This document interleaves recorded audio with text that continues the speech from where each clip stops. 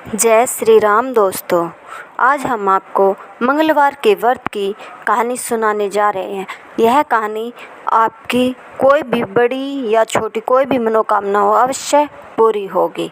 तो चलिए जानते हैं।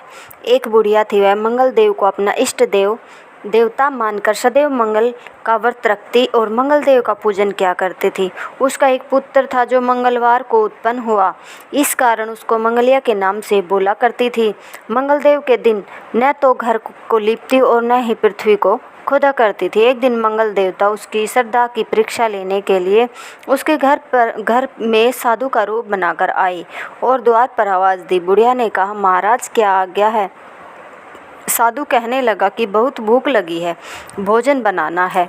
इसके लिए तू थोड़ी सी पृथ्वी लीप दे तो तेरा पुण्य होगा।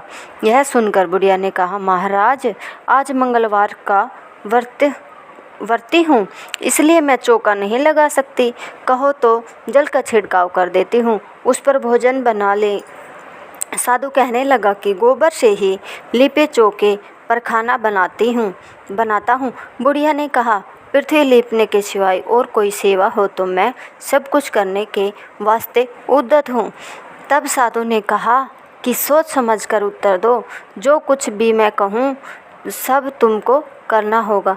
बुढ़िया कहने लगी कि महाराज पृथ्वी लीपने के अलावा जो भी आज्ञा करेंगे उसका पालन अवश्य करूँगी। बुढ़िया ने ऐसे 3 बार वचन दे दिया। तब साधु कहने लगा कि तू अपने लड़के को बुलाकर औंधा लिटा दे, मैं उसकी पीठ पर भोजन बनाऊंगा। साधु की बात सुनकर बुढ़िया चुप हो गई। तब साधु ने कहा, बुला ले लड़के को, अब सोच विचार क्या करती है। बुढ़िया मंगलिया कहकर पुकारने लगी। थोड़ी देर बाद लड़का आ गया। बुढ़िया ने कहा, जा बेटे तुझको बाबा जी बुलाते हैं। लड़के ने बाबा जी से जाकर पूछा, क्या आज्ञा है महाराज?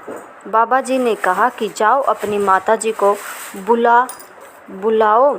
तब माता आ गई तो साधु ने कहा कि तू ही इसको लिटा दे। बुढ़िया ने मंगल देवता का स्मरण करते हुए लड़के को औंधा लिटा दिया और उसकी पीठ पर अंगीठी रख दी। कहने लगी कि महाराज अब जो कुछ आपको करना है कीजिए, मैं जाकर अपना काम करती हूँ। साधु ने लड़के की पीठ पर रखी हुई अंगीठी में आग जलाई और उस पर भोजन बनाया। जब भोजन बन चुका तो साधु ने बुढ़िया से कहा कि अब अपने लड़के को बुलाओ, वह भी आकर भोग ले जाए। बुढ़िया कहने लगी कि यह कैसे आश्चर्य की बात है कि उसकी पीठ पर आपने आग जलाई और उसी को प्रसाद के लिए बुलाते हैं। क्या यह संभव है कि अब भी आप उसको जीवित समझते हैं?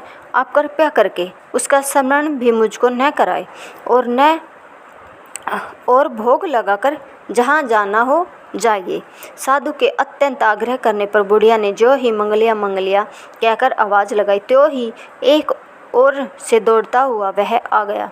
साधु ने लड़के को प्रसाद दिया और कहा कि माई तेरा व्रत सफल हो गया है, तेरे हृदय में दया है और अपने इष्ट देव में अटल श्रद्धा है, इसके कारण तुमको कोई भी कष्ट नहीं पहुंचा पाएगा।